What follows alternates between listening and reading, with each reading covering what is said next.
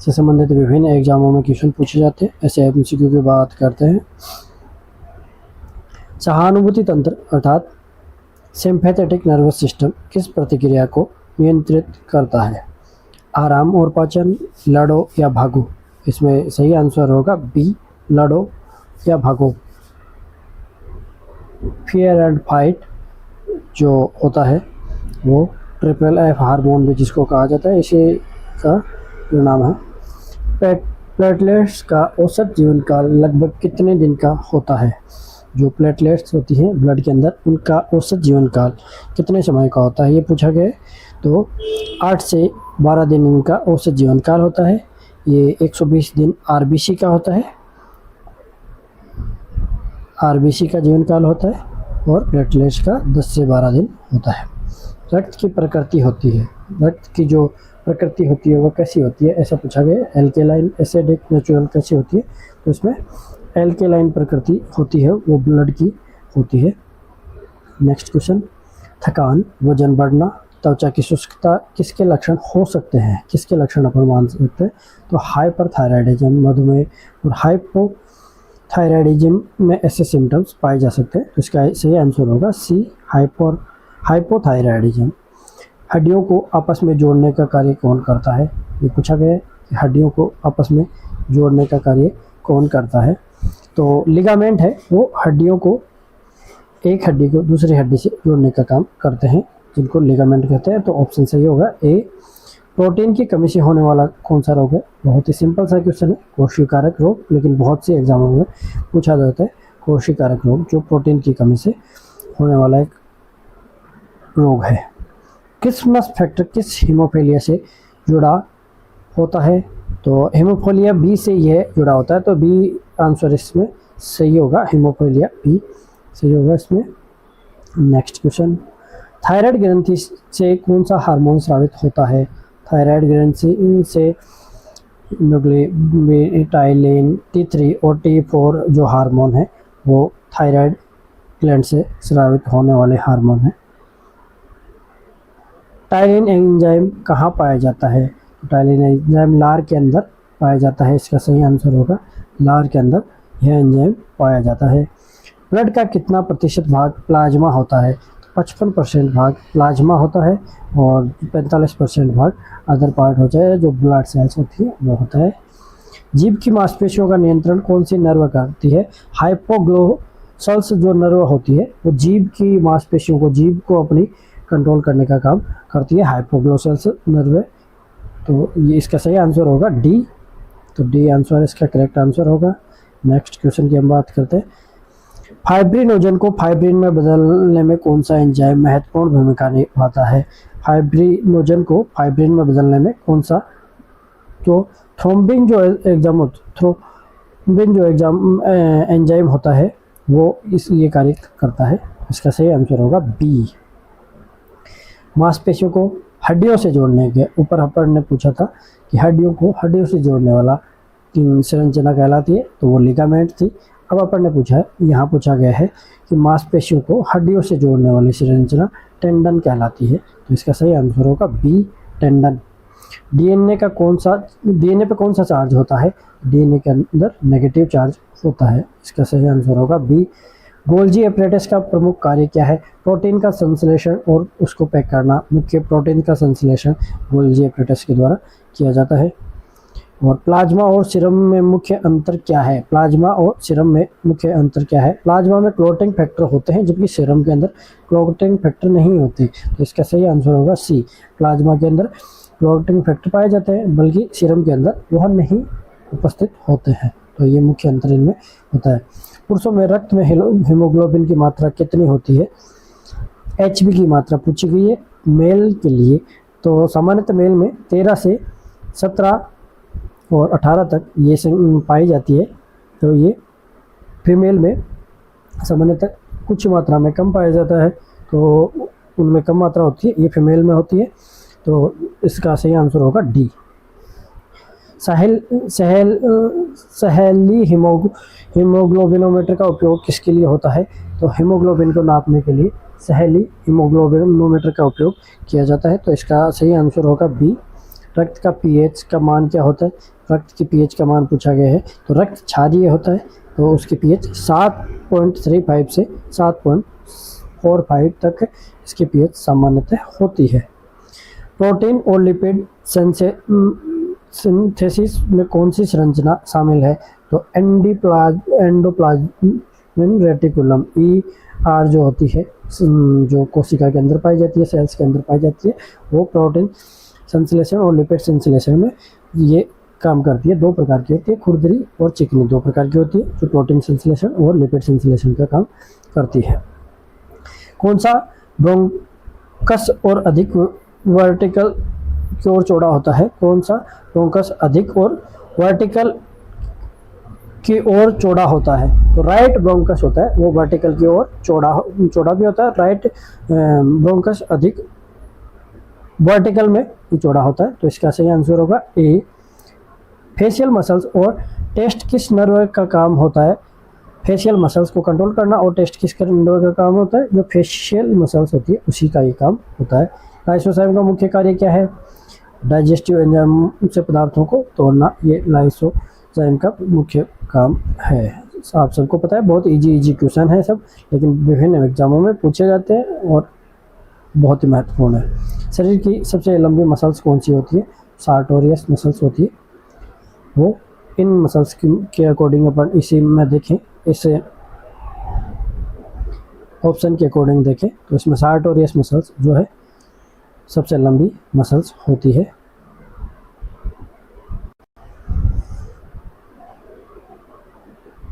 Next question की बात करते हैं, हीमोग्लोबिन की कमी से कौन सी बीमारी होती है, तो एनीमिया, HB की कमी से जो हो जाता है, HB की कमी से एनीमिया रोग हो जाता है, तो सी ऑप्शन इसमें सही होगा। शरीर की सबसे लंबी और चौड़ी नर्व कौन सी है, साइटिक नर्व जो है शरीर की सबसे लंबी और सबसे चौड़ी नर्व कहलाती है।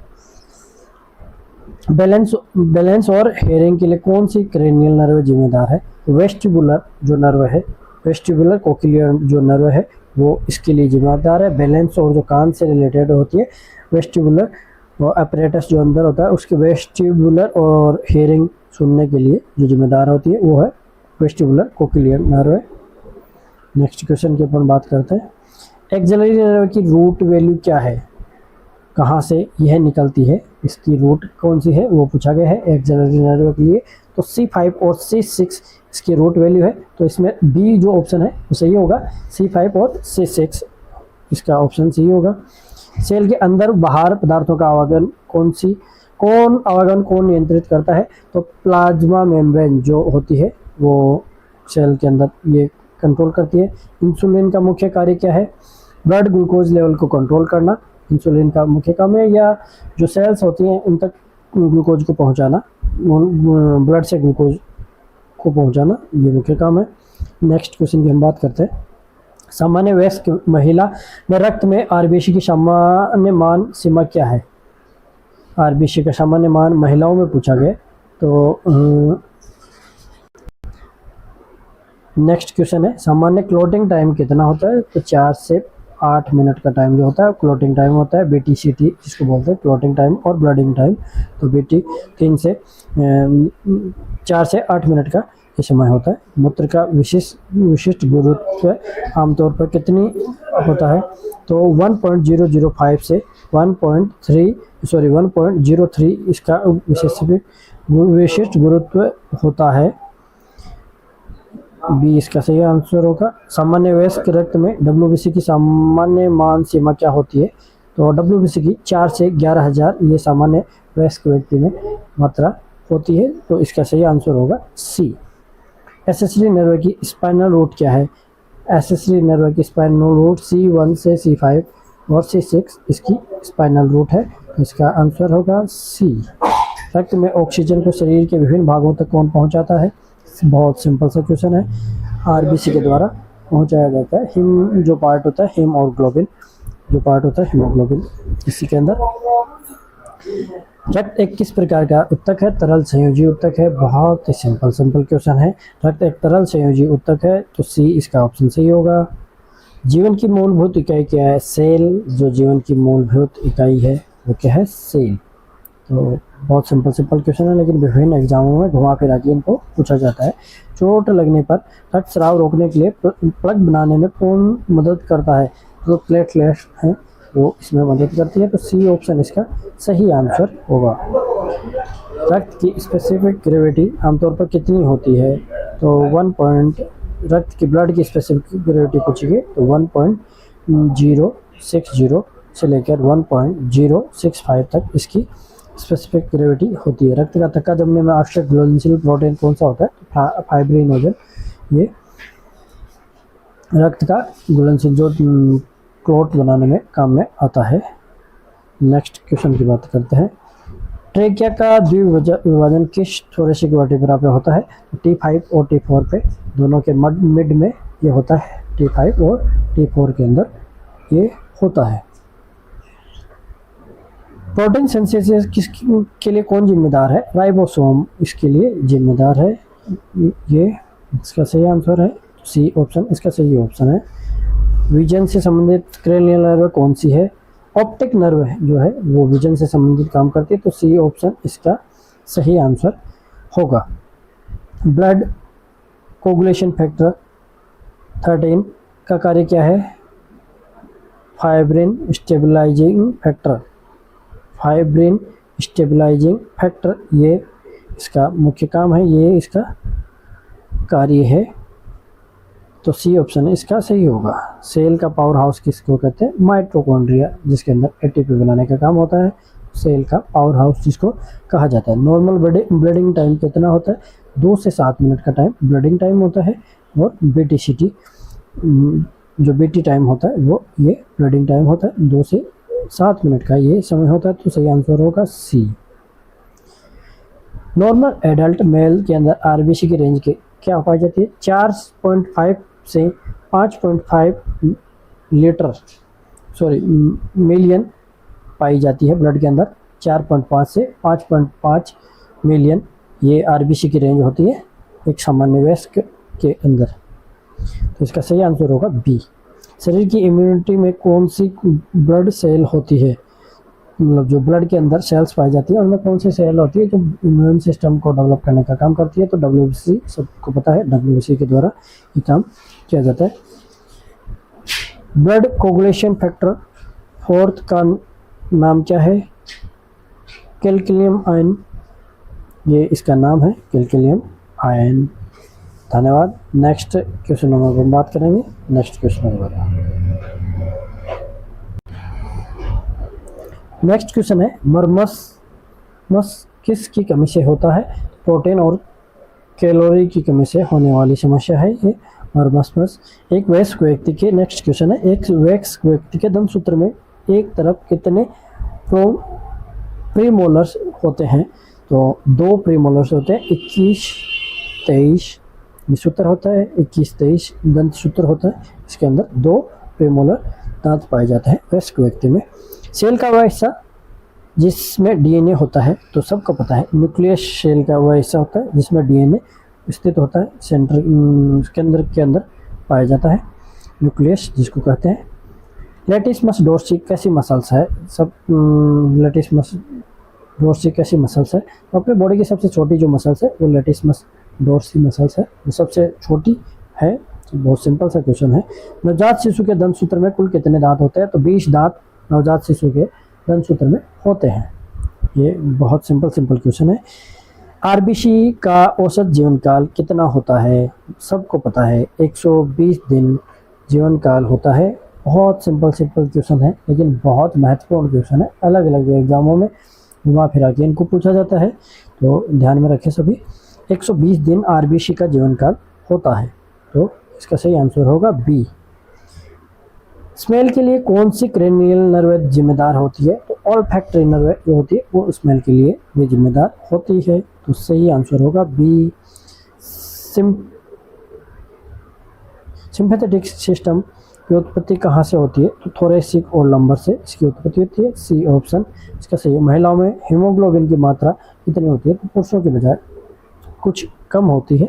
महिलाओं में जो मात्रा है वो 12 से 16 ग्राम पर डेसीलीटर होती है, तो इसका सही आंसर होगा बी इसका सही आंसर है। पैरासिम्पैथेटिक नर्वस सिस्टम का मुख्य कार्य क्या है? रेस्ट एंड डाइजेस्ट करना। जो रेस्ट की कंडीशन होती है योग के अंदर, योग जब अपन करते हैं या ध्यान प्राणायाम अपन करते हैं तो पैरासिम्पैथेटिक नर्वस सिस्टम एक्टिव होता है। तो रेस्ट एंड जब ब्रेन रिलैक्सिंग स्थिति में रहता है तो ये सिस्टम एक्टिव रहता है। तो इस आज के लिए इतना ही। नेक्स्ट क्लास में अपन और एमसीक्यू के बारे में पढ़ेंगे। आगे यदि आपको हमारी क्लास या हमारे क्वेश्चंस अच्छे लगे तो हमारे चैनल को लाइक करें, शेयर करें, सब्सक्राइब करें। धन्यवाद।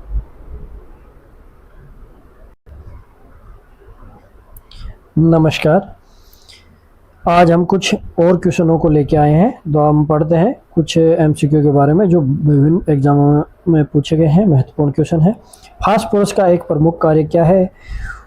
फास्फोरस का प्रमुख कार्य क्या है इनमें से पूछा गया। तो ऊर्जा उत्पादन में सहायता प्रदान करता, जो एटीपी बनाते हैं, पर एटीपी अपनी बनती है उसमें सहायता प्रदान करना फास्फोरस का प्रमुख कार्य है। तो इसका सही आंसर होगा बी। इसका सही आंसर होगा बी। नेक्स्ट क्वेश्चन के बारे में बात करते हैं। आयरन के अवशोषण के लिए कौन सी विटामिन जिम्मेदार है? तो विटामिन सी आयरन के अवशोषण के लिए जिम्मेदार है। यदि आयरन की कमी है और विटामिन सी की भी कमी है, अगर आयरन अपन ले रहे हैं लेकिन विटामिन सी नहीं ले रहे तो आयरन का एब्जॉर्ब अच्छे से नहीं होगा और आयरन की कमी लगातार बनी रहेगी। तो विटामिन सी इसके साथ में लेना जरूरी है। विटामिन सी को किस नाम से भी जाना जाता है? विटामिन सी का वैज्ञानिक नाम है एस्कॉर्बिक एसिड। तो इसका ध्यान में रखें, बहुत से एग्जामों में पूछा जाता है। एस्कॉर्बिक एसिड जो है विटामिन सी का वैज्ञानिक नाम है। कैल्शियम का मुख्य कार्य क्या है? हड्डियों और दांतों को मजबूत बनाना या निर्माण करना, ये कैल्शियम का मुख्य कार्य है। तो याद रखें। आयरन की कमी से कौन सा रोग होता है? एनीमिया जो रोग है वो आयरन की कमी से, इन जो ऑप्शन है उनमें बताया गया। आयरन की कमी से रिकेट्सी, कैल्शियम की कमी से स्कर्वी जो है वो विटामिन सी की कमी से होता है। गाउट ये जो यूरिक एसिड की वजह से होता है। नेक्स्ट क्वेश्चन की बात करते हैं। HDL को क्या कहा जाता है? अच्छा कोलेस्ट्रॉल। जो आपने दो प्रकार के कोलेस्ट्रॉल पाए जाते हैं बॉडी के अंदर, HDL और LDL। जो गुड कोलेस्ट्रॉल होता है वो HDL होता है, तो उसको अच्छा कोलेस्ट्रॉल भी कहा जाता है।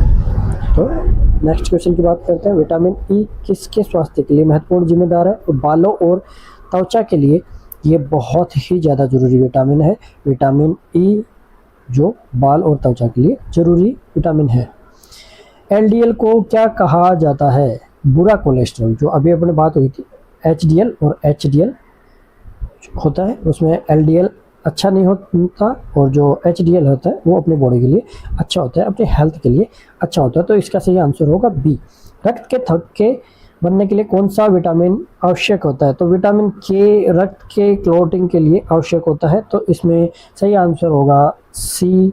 विटामिन के जो रक्त को क्लोटिंग बनाने के लिए जिम्मेदार होता है। जिंक की कमी से क्या समस्या हो सकती है?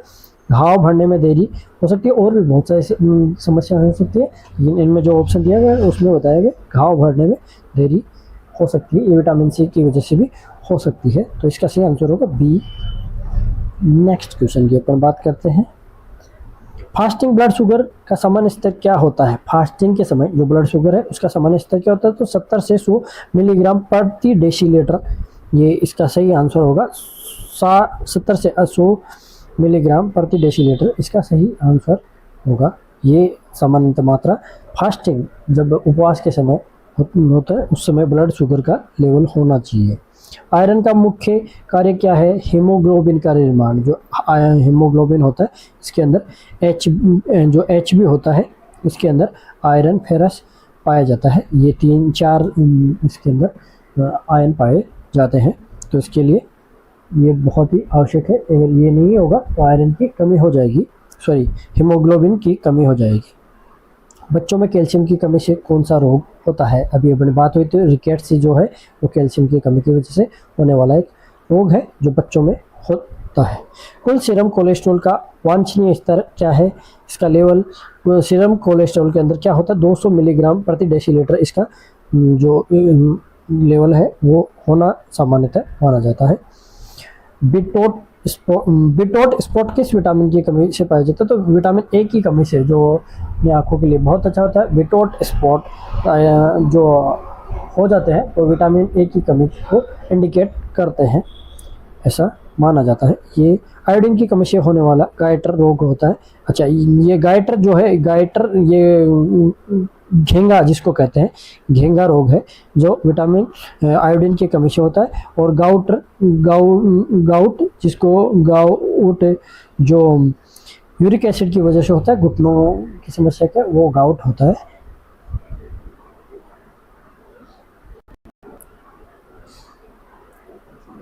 नेक्स्ट क्वेश्चन की अपन बात करते हैं। प्रोटीन की कमी से होने वाली सूजन को क्या कहा जाता है? एडिमा। प्रोटीन की कमी से जो सूजन होती है एडिमा, एडिमा सामान्य सूजन को भी कहते हैं, लेकिन प्रोटीन की कमी की वजह से भी स्वेलिंग आ जाती है, उसको एडिमा भी कहा जाता है। जिंक का मुख्य कार्य क्या है? प्रतिरक्षा प्रणाली को मजबूत करना, अपने इम्यून सिस्टम को मजबूत करना, ये जिंक का प्रमुख कार्य में से एक कार्य है। सोडियम का मुख्य कार्य शरीर में जो इलेक्ट्रोलाइट्स हैं इनका संतुलन बना के रखना, या जो तरल पदार्थ हैं, फ्लूइड है, बॉडी के फ्लूइड है, उनको बैलेंस करना, ये सोडियम का मुख्य कार्य है। नेक्स्ट क्वेश्चन की बात करते हैं। HbA1c परीक्षण किया जाता है। HbA1c परीक्षण क्या दर्शाता है, अर्थात क्या किस लिए किया जाता है? तो पिछले 2 से 3 महीनों की औसत अपन शुगर लेवल को चेक करना चाहिए किसी पेशेंट में। 2 से 3 महीने में उसका शुगर लेवल क्या रहा है उसको चेक करने के लिए ये टेस्ट लैब में करवाया जाता है। तो इसका सही आंसर होगा पिछले 2 से 3 महीनों का औसत रक्त शर्करा नापने के लिए किया जाता है। स्कर्वी का प्रमुख लक्षण है मसूड़ों से खून आना, जो विटामिन सी की कमी से होने वाला एक रोग है जो हो जाता है। विटामिन सी की कमी से मसूड़ों के से खून आना। लिपोप्रोटीन का मुख्य कार्य है वसा को रक्त में परिवहन करना। ये लिपोप्रोटीन का मुख्य कार्य है, जो फैट होती है, फैट को ब्लड के अंदर सप्लाई करने का काम। SGOT का सामान्य रेंज क्या है? 10 से 40 UL इसकी सामान्य रेंज होती है। SGOT और SPOGT ये जो लीवर के टेस्ट होते हैं इसमें ये रेंज बताएगी है। आयोडीन का मुख्य कार्य क्या है? आयोडीन का मुख्य कार्य थायराइड जो ग्रंथि है अपनी, इसके लिए आयोडीन की मात्रा जरूरी होती है। अगर इसकी कमी से गाइटर रोग भी हो जाता है, या घेंगा जिसको कहा जाता है, वो रोग भी हो जाता है। थायराइड हार्मोन को निर्माण में आयोडीन मुख्य रूप से भूमिका अपनी निभाता है। HbA1c का सामान्य स्तर क्या होता है? जो ब्लड शुगर 2 से 3 महीने की ब्लड शुगर चेक करने के लिए टेस्ट किया जाता है, उसका सामान्य स्तर 4 से लेकर 5.6% ये इसका इंडिकेशन होता है। विटामिन के का प्रमुख कार्य होता है विटामिन के का प्रमुख स्रोत क्या होता है? तो हरी पत्तेदार सब्जियां विटामिन के का स्रोत होते हैं, जो ब्लड क्लोटिंग का काम, क्लोट बनाने का काम जो करते हैं, ब्लड का जो थक्का बनाने का काम करती है वो है विटामिन के।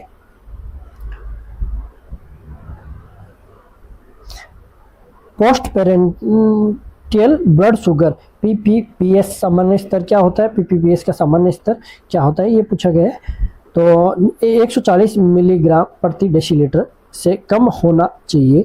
जो पोस्ट पेरेंटल ब्लड शुगर है वो 140 mg डेसीलीटर से कम होना चाहिए।